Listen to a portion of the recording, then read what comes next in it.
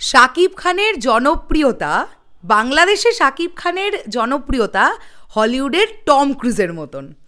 এবং সেটা যখন একজন হলিউড অভিনেত্রী বলছেন তখন আমাদের অবিশ্বাস করার কোনো জায়গাই নেই।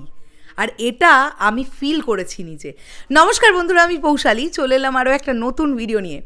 বাড়িতে কারেন্ট সব চলে গেছে, ওয়াইফাইয়ের সিস্টেম সব বন্ধ, তাই এখন ভিডিওটা তৈরি করছি। জানি না কখন তোমরা দেখতে পাচ্ছ। তো কোর্টনি কফির একটি ইন্টারভিউ সেশন কিন্তু চলে এসেছে, এবং আমি সর্বপ্রথম যেটা বলতে চাই যে কোর্টনি কফিকে ভীষণ সুন্দর দেখতে লাগছে। আর তিনি যেভাবে কথা বলছেন, একদম ইন্টারভিউটা শুরুই করলেন যেভাবে বাংলা বলে, আমার খুব ভালো লেগেছে ওনার মুখে ওই আদো আদো বাংলা শুনতে। কেননা স্বাভাবিক ব্যাপার, ওনার ল্যাঙ্গুয়েজ তো আর বাংলা নয়, বাংলাটা উনি শিখে বলছেন। উনি হয়তো সব বাংলার কিছুর মানেও হয়তো, সব ওয়ার্ডের মানেও হয়তো ওনার জন্যে মানে বোঝা ওনার পক্ষে সম্ভব নয়, বাট ছবির জন্য যতটা দরকার আর কি, যতটা বাংলা শেখার দরকার ততটা উনি শিখে নিয়েছেন। সেটা আমরা বুঝতে পারলাম ওনার কথা বলার ধরন দেখে বা প্রোনাউন্সিয়েশন শুনে। তো সেখানে কোর্টনি কফি বলছেন যে উনি এটা ফিল করেছেন রাজকুমারের শুটিংয়ে এসে, বাংলাদেশে এসে, যে শাকিব ভাইয়ার যে জনপ্রিয়তা, টম ক্রুজ আমাদের মানে হলিউডের টম ক্রুজের জনপ্রিয়তাটা না ঠিক হলিউডেই সীমাবদ্ধ নেই। টম ক্রুজের পরিধিটা না গোটা ওয়ার্ল্ডে টম ক্রুজ এক নামে এক ডাকে সবাই চেনে, ইচ অ্যান্ড এভরিবডি চেনে। আর কোর্টনি কফি এটা ফিল করেছেন বাংলাদেশে গিয়ে যে শাকিব ভাইয়ার বাংলাদেশে যে জনপ্রিয়তাটা, সেটা উনি তুলনা করেছেন হলিউডের টম ক্রুজের মতন।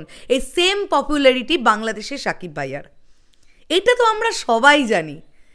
শাকিব খান এই নামটা বাংলাদেশের যে কোনো মানুষকে যদি জিজ্ঞাসা করা যায়, আমার মনে হয় এমন লোকসংখ্যা হয়তো আমরা পাবোই না যারা হয়তো বলবেন যে শাকিব খানকে তারা চেনেন না।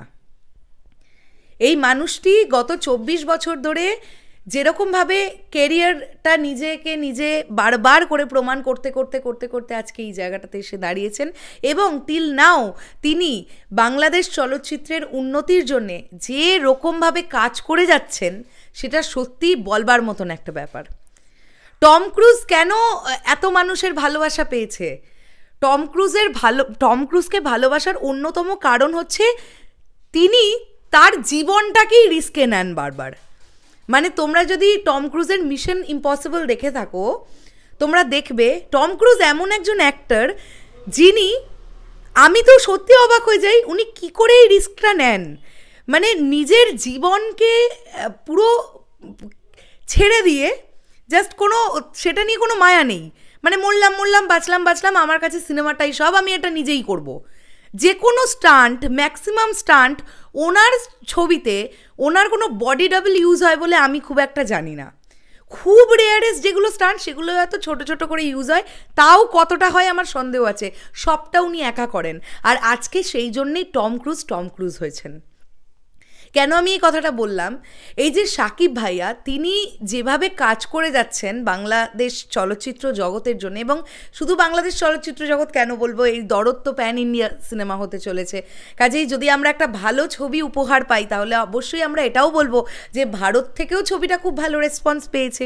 কাজেই ভারতের দর্শক, ভারতীয় দর্শককেও একটা ভালো ছবি উনি উপহার দেবেন। সেটা তো দরদ দেখার পরে আমরা বলতে পারবো ফিডব্যাক হিসেবে কীরকম, আমাদের কীরকম কী লাগে, তারপরে সেটা নিয়ে কথা হবে।